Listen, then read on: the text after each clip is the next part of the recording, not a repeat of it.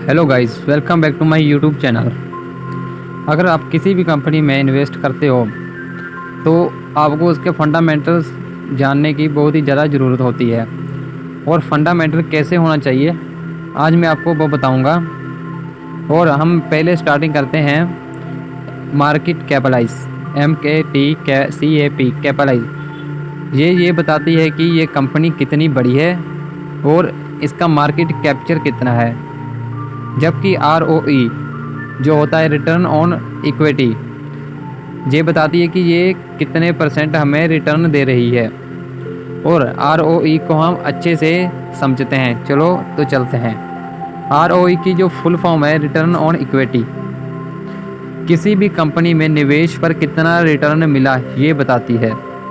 यानी किसी भी कंपनी में इक्विटी यानी निवेशक और मालिक के 1 रुपये के निवेश पर कितना रिटर्न मिला ये जान सकते हैं, जिससे हमें ये पता चलता है कि हमें उस कंपनी में निवेश करना चाहिए या नहीं। इसे ROE भी कहते हैं। क्या है रिटर्न ऑन इक्विटी का formula? Return on equity company की टोटल कंप्रहेंसिव इनकम में उसकी इक्विटी का भाग देने से हमें ROE मिलती है। रिटर्न ऑन इक्विटी को प्रतिशत में दर्शाया जाता है, परसेंटेज में दर्शाया जाता है। रिटर्न ऑन इक्विटी कैसे खोजें?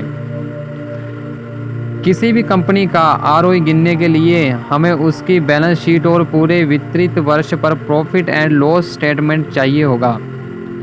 ये दोनों ही हम उस कंपनी की वेबसाइट या कोई भी स्टॉक एक्सचेंज में दिए गए उसकी एनुअल रिपोर्ट से ढूंढ सकते हैं। अगर किसी कंपनी में इक्विटी 100 करोड़ है और उसने इस साल 15 करोड़ का मुनाफा कमाया है, उसका ROE 15 करोड़ 100 करोड़ 0.50 यानी कि 15% होगा। इस तरह हमें किसी भी कंपनी के लिए उसकी रिटर्न ऑन इक्विटी ढूंढ सकते हैं। एक निवेशक के नज़रिए से कंपनी का रिटर्न ऑन इक्विटी कम से कम 20 से 25% होना चाहिए, क्योंकि 5% और 7% रिटर्न तो साधारण बैंक भी FD में भी मिल जाता है। 12 से 15% का रिटर्न किसी म्यूचुअल फंड में निवेश करने से मिल जाता है। अब अगर आप सिर्फ एक ही कंपनी में पूरा पैसा निवेश करें तो म्यूचुअल फंड से इसके रिस्क भी थोड़ा ज़्यादा होगा, इसलिए कम से कम 20 से 25% रिटर्न ऑन इक्विटी होना ज़रूरी है। अगर इससे कम है तो उस कंपनी में निवेश करने से अच्छा किसी आप म्यूचुअल फंड में निवेश कर दो। जितनी रिटर्न ऑन इक्विटी ज़्यादा उतना ही ज़्यादा उस कंपनी में निवेश पर हमें लाभ मिलने की संभावना है। ज़्यादा रिटर्न ऑन इक्विटी के साथ हमें उस कंपनी का डेट टू इक्विटी रेशियो भी देखना पड़ेगा। किसी भी कंपनी का ROE भी 2 तरीके से बढ़ सकता है। पहला ज़्यादा कर्ज लेकर और दूसरा बिना ज़्यादा कर्ज लिए या इक्विटी के पैसे से।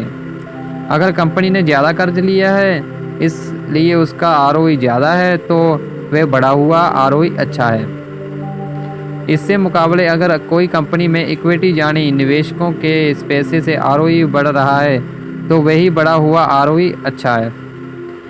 इसलिए सिर्फ ROE को ज़्यादा देखकर ही निवेश ना करें, कंपनी में कर्ज की स्थिति भी देखें।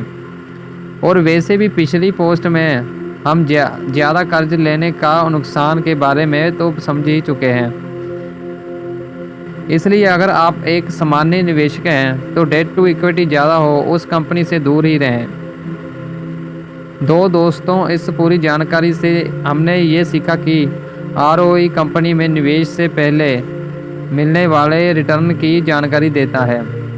जितना ज़्यादा रिटर्न ऑन इक्विटी निवेश के लिए वे कंपनी उतनी ही अच्छी है, लेकिन ROE ज़्यादा होने के साथ कंपनी का कर्ज भी नियंत्रित में होना चाहिए। इसलिए निवेश से पहले किसी भी कंपनी के ROE और डेट टू इक्विटी ज़रूर चेक करें। दोस्तों, उम्मीद करता हूँ कि आपको रिटर्न ऑन इक्विटी पूरी अच्छे तरीके से समझ आ चुका होगा।